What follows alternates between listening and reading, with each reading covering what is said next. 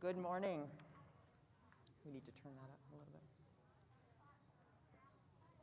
Good morning. Good morning and welcome. It's so good to hear that the conversations happening and the connections happening. That is so important. But I want to welcome you to the Mount Diablo Unitarian Universalist Church. I'm the Reverend Leslie Takahashi, and my pronouns are she and her. Though you do not need to believe a creed to be comfortable among us, we welcome you in the spirit of those beliefs that are part of our faith legacy, and which you can learn more about on our website. Today, we are grateful to be celebrating our living tradition and the ways in which we carry it forward through the generations. If you are visiting with us today, we hope you will fill out one of our visitor cards if you're joining us here on campus. And if you're online, we're also very grateful to have you with us this morning. You can fill out a visitor's card online as well. We are today going to have a chance to, after the service, gather for a few refreshments, and we ask that you remain masked as much as you can. If you choose to partake in refreshments, just make sure you're distanced from others, and they will be on that part of campus. But we want to celebrate our Founders Day today. We also have over near Steve Hirsch over there who will raise hands. Yay, Steve. We've got some cards to say thank you to some of our members who have been involved since the first 2 decades of this congregation's founding. So we want to give you a chance to write some messages to them today. This week we will also have some information about our Bid for Love at the table that's just beyond where Steve is, where there's Peggy with waving hands. Peggy will be glad if you're on campus to talk with you, and if you're not on campus, you can email bidforlove@mduuc, and they'll be glad to talk to you as well about your donations, because we're collecting those. This week we will have a one-session class that our intern minister, Michael Macias, and I are teaching called Healing Your Religious Past on Wednesday night. We hope you will join us. The following week, Reverend Rodney Lemery and I will be starting an exploration of the Jewish and Christian scriptures for our ministers class this year, and we hope you'll join us for that as well. As well as if you're online, please join us for our virtual connection hour, which will begin at 11:30 today. There's so much happening. All of a sudden, everything is coming back, and we're very busy. So to find out what is happening, please go to our website and look under the calendar button, which is right at the top, and you can get the links and registration for all the events. Please contact me if you're in need of a listening ear, because we know with all this different change that's happening every day, people are feeling stressed, and we want to make sure that we are here for you. Welcome to this beloved community.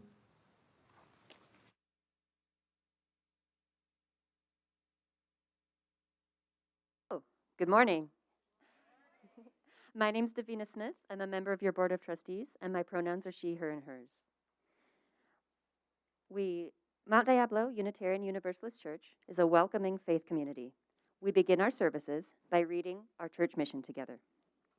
We bring to life our Unitarian Universalist values as we seek truth and work for justice, nurture compassion and courage, reach out to each other and to our larger community of faith, bridge the divisions that wound the human family, transform ourselves and our world.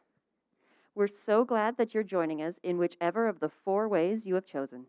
Connecting to one another is vital. Please stay connected, whether virtually or in person, as you need.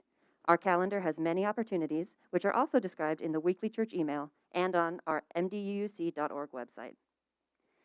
We are a living and learning community, and as we go through this time of experimentation, we invite you to reach out to your board and let us hear from you.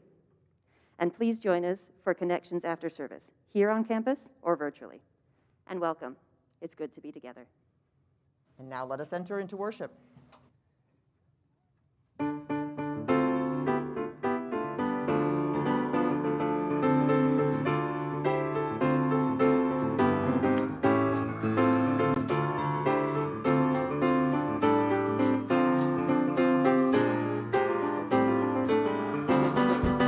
You got to do when the Spirit says do. You got to do when the Spirit says do. You got to do what says do. You got to do, oh Lord. You got to do when the Spirit says do. You got to clap when the Spirit says clap. You got to clap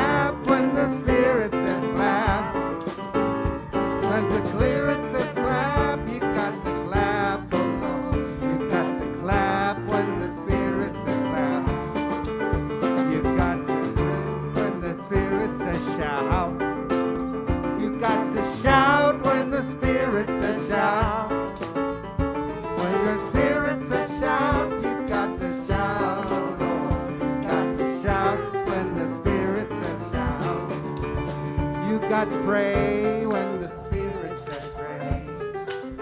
You've got to pray when the Spirit says pray. You've got the Spirit says pray. You've got to pray, oh Lord. You've got to pray when the Spirit says pray. You gotta dance. You've got to dance when the Spirit says dance. To dance when the Spirit says dance. When the Spirit says dance, you've got to dance, oh Lord. You've got to dance when the Spirit says dance. You've got to do when the Spirit says do. You've got to do when the Spirit says do. When the Spirit says do, you've got to do, oh Lord. You've got to do when the Spirit says do.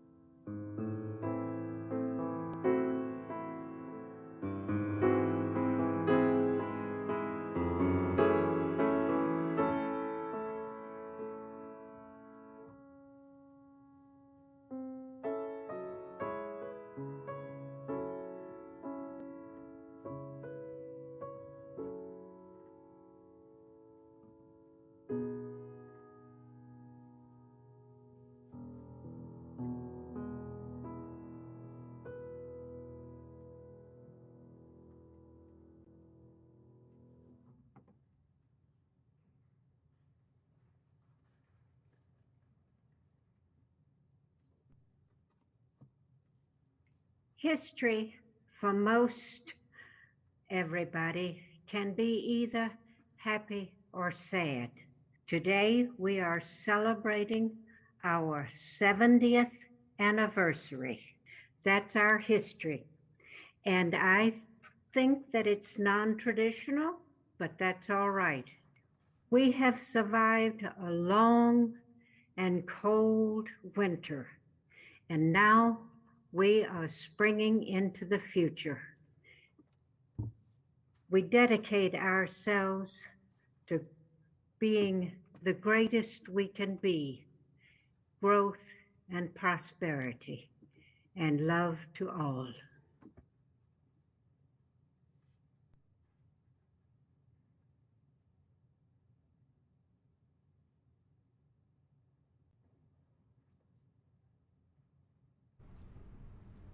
Hello? Hello? Hello. Thank you so much for having me. It's been a long time since some of you may have seen me before. And if you have not seen me before, my name is Andrew Kodama, and I'm the director of the Mount Diablo Peace and Justice Center in Lafayette. And I just want to say, first of all, that to see all of you this morning interacting with one another. Is there a hum, or is that just me? Is it my mask? Is that okay? Okay, okay, perfect. So I just want to start off by saying that to see everybody here interacting with one another, okay, was extremely refreshing and something. Is it bothersome? The hum? Or is it okay? Should I just keep going? Okay, okay, perfect. It's like really in my ear for some reason. Okay, But to see all of you interacting this morning was extremely inspiring and something that I think I've missed seeing throughout the past whole year and a half, which is just sort of a sense of tangible community that feels grounded in something that is just larger than oneself. And that's something that we try to cultivate at the Peace Center, an organization that for over 50 years has tried to bring together community, folks of different generations together to organize around the things that we are passionate about. The UU Church has been a huge supporter of us over the years, and you all were actually the birthplace sort of the Peace Center all the way back 50 years ago when we first started. Again, to see everybody here, I think is just very inspiring to me.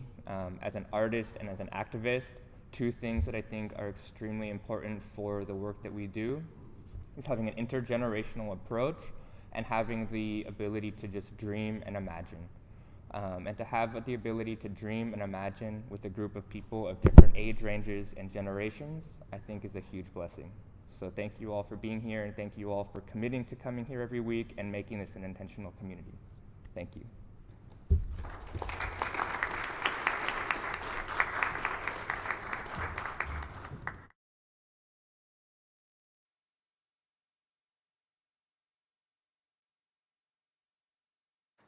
Well, good morning. So, here we are out on the patio. Everyone looks great out here this morning. Can we say good morning? Let's let everyone hear the patio. Yes. Woo! That's great. That's great. Well, what do we have here? What is this? Books? Yep, we heard that from over there. Yes, it's a lot of books. Yes, and each one has a lot of information. How many do you think there are here? 30? More. 40? Go higher. 50? Okay, it's 70. Oh, okay. 70, what a coincidence. That's the same number of years since people had their first Unitarian meeting in Walnut Creek. Yep. 70 years ago, yeah. Helps you understand how many years that is. Yes, and like each of these books, you could pick up any one of them. Here's the Agony and the Ecstasy. And you could find out that each book is worth studying, and each year of this church is like that too. It's got so much in it. It's got joy and sorrow and things that went well and things that made people happy and, well, some other things as well. Yes, it is a lot. 70. That is an achievement, something to be proud of. Yes, and grateful for, especially for the people that stayed with it through the thick and the thin. And some of these books are, in fact, a little thin. And some are really thick, like that one. Yes, yes. This one is a history of the church, actually. But it stops, it was written by Beverly Scaff, it's from 1951 to 1984.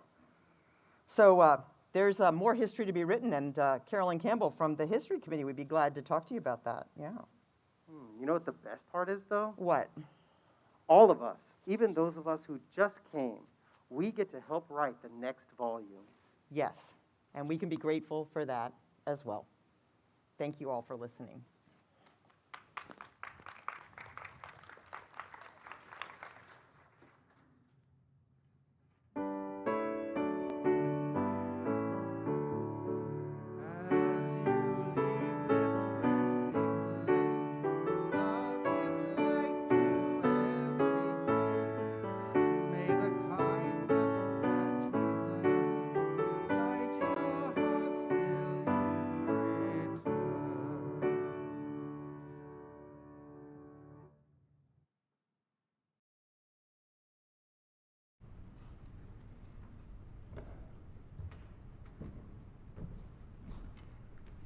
Good morning. I am Randall Wiley, a member of this church since approximately 1973. Can you hear me fine? Okay, good. And so you're going to join me on an adventure, I guess, because I've written several pages, which I'm going to ignore, because they were boring to read, and you can't come on this campus and not feel alive. And the only way to feel alive is to just talk. I'll try to hopefully say something. So 70 years, wow. 5 decades for me. I mean, it's more fun when you can talk in years instead of decades, it seems, but that's where we are.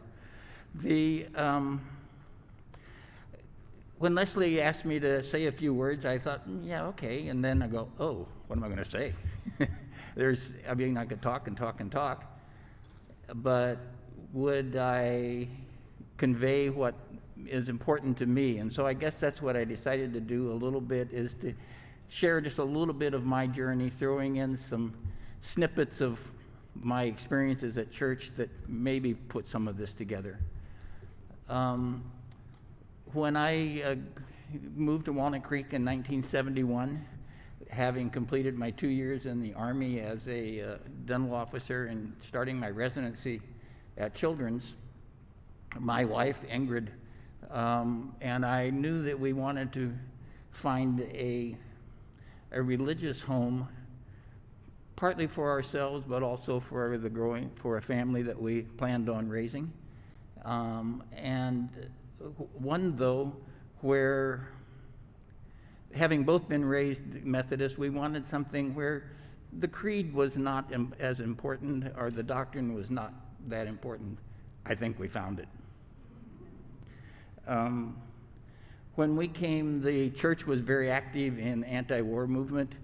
Aaron Gilmartin was minister at the time and very active, and it was my first experience of watching a true democracy in action, which has been maintained and is part of the church.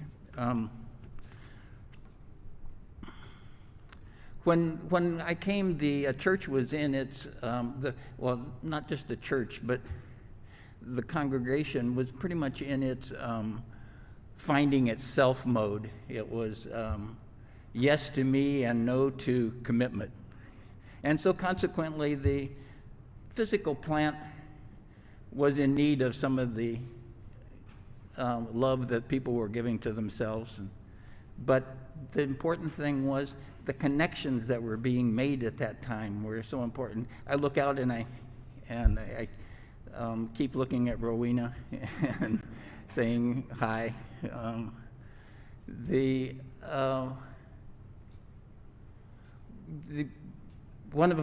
Some of my early experiences are with Hungry You, which now has morphed into Serve You.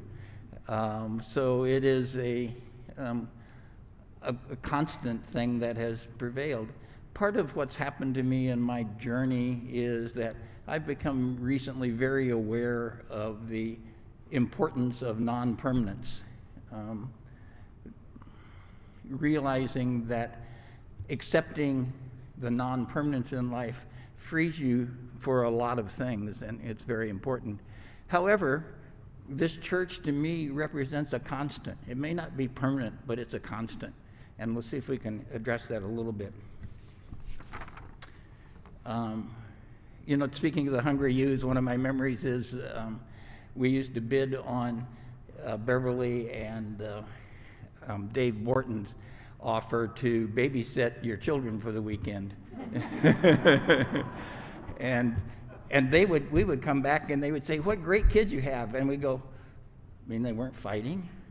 No, they put on their company manners for them. And then remembering Eric at this age standing on the dirt where this building is. Whoops, sorry. Leslie warned me about that, but I did it anyhow. Where this building is, and holding the leash of Dave Borton's golden retriever. It's just how things have changed.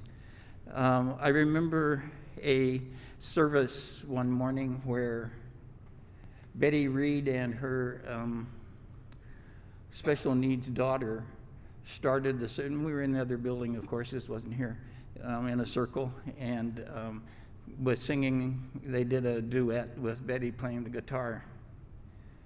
There was complete silence. And Aaron Gilmartin said, "We can go home now." And I realized this is a place for me. We didn't go home, of course. He did do a service, but and then speaking of Betty, talking to her on the patio and things, she said, hey, sometime she was working at a continuation school that periodically had children who suddenly it was not safe for them to go home, and they didn't have a place for them. She said, would you mind? Would you be willing to take a kid on an emergency basis? We said, sure. And of course, 2 weeks later, she called and said, hey, I've got somebody, it's Friday before Easter break, and she has no place safe for the next week. We said, okay. So 5.5 months later, Ava left. But that was the beginning for me of learning the joy of getting by giving, which is so predominant in the members of this congregation. That carried on to working with a committee, a group, to sponsor a Vietnamese family. And during that time, I met Bruce Bignami, who then has now become, as he says, my brother of another mother. And I served on the board. And one time I remember being asked to do something, and I said, I don't really have any skill there. Of course, Art Unger patiently told me, that's how you learn. And so the journey begins.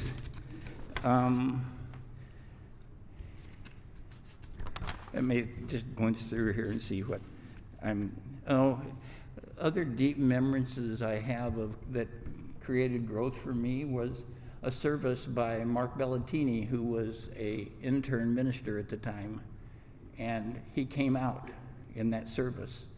I had never experienced, this was in the 70s, I had never experienced, being a Midwest boy, I had never experienced anything like that.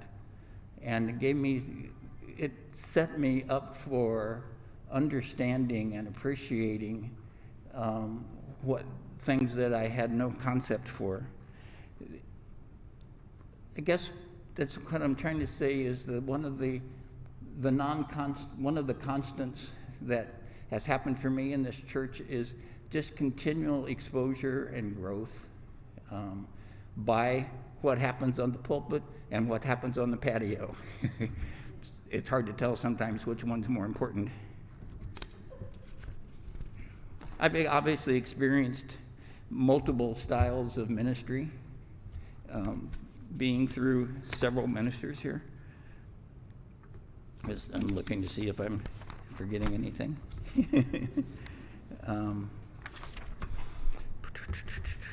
No, so I guess that what I really wanted to say was that, I have stayed active and inactive. There have been years when I probably haven't even been here at all, but I've always maintained my membership and always maintained support of this church because I knew that there could be a time in my life where it could be an absolute gem that I needed. And I feel that it is a gem for the city as a whole to have this as a source of growth for many of us. We have at times been basically hillside liberal thinkers that sat in our chairs and talked about it, and times very active.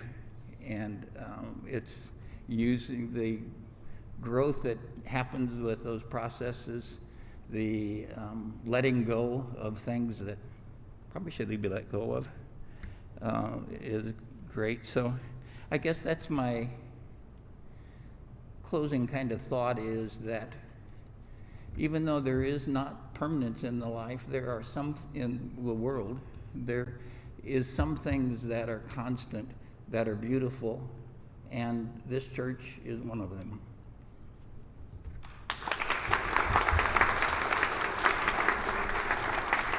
And if I find my note here, I'm supposed to say, come, let us worship.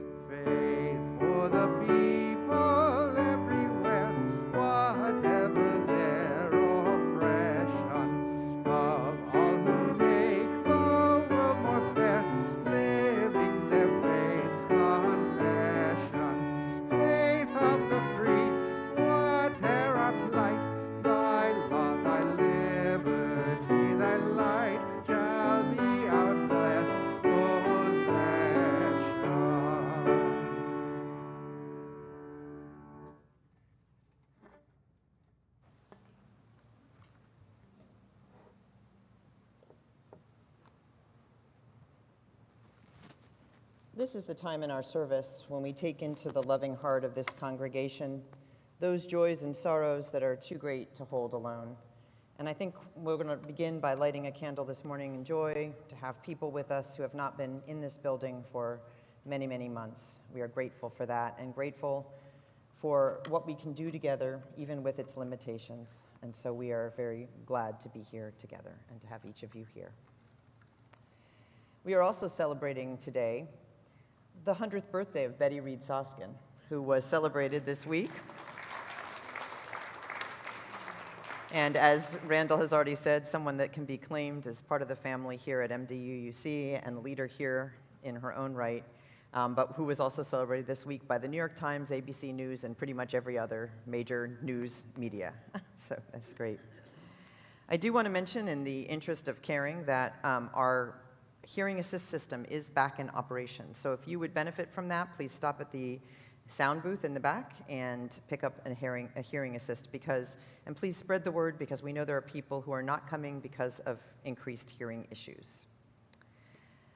And we light a candle today for Andrea Quigley, for her dear friend, Ben, who lost his mother to COVID on Friday. And we light a candle of joy this morning, 2 candles of joy this morning. You're gonna have to keep up there, Michael. Candles of joy this morning, because today is the day that we are celebrating the most chronologically gifted among us for September. So we are celebrating this month Joy Hicks, who we hope is watching us virtually. Joy, good morning and happy birthday this month, and Gwen Langosh, who's here with us today. So we're so grateful to do that. And we light 2 final candles for those joys and sorrows that are unexpressed, and for our greater hopes and aspirations for this one beautiful and troubled world of which we are a part.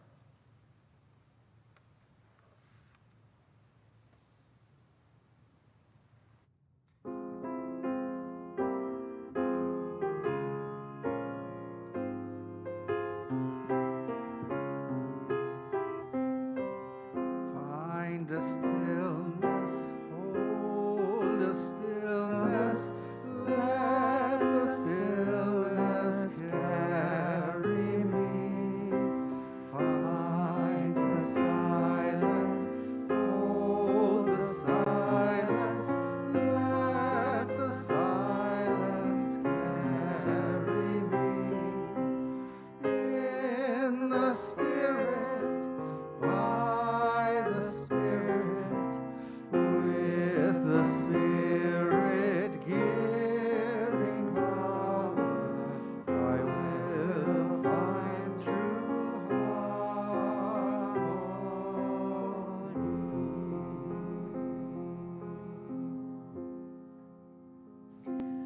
Spirit of life, God of love, great mystery known only as the More, we are grateful as we gather here today for all who gave of their time and resources to create this sanctuary for our reflection, contemplation, and connection this morning. On this morning, this Founders Day, with 7 decades chock full behind this congregation, we offer our gratitude and also our wishes for persistence. Persistence for the newcomer who has just walked through our doors for the first time today, in the midst of a time of looking back, that they may feel that they too can contribute here. Persistence for the person still watching at home because they haven't yet been able to come through this door for health reasons. Those who are growing weary of screens and yet still yearn for connection. Persistence for the person who has been coming for a while and has encountered for the first time in community one of its foibles or flaws or cracks or crevices, and who needs to keep finding a way to hold on to that idea that this can be a place of healing and love. And we honor especially the persistence of those who measure their service and membership in decades, not years. For them, on this morning, we are deeply grateful. And may we be the ones to persist in creating the future of which we dream. Amen. Amen. And blessed be.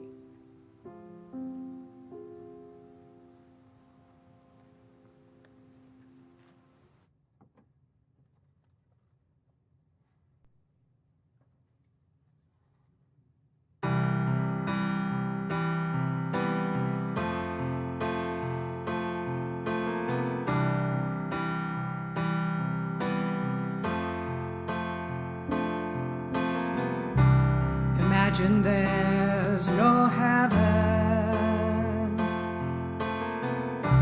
It's easy if you try. No hell below us. Above us, only sky. Imagine all the people living for today. Imagine there's no countries. It isn't hard to do.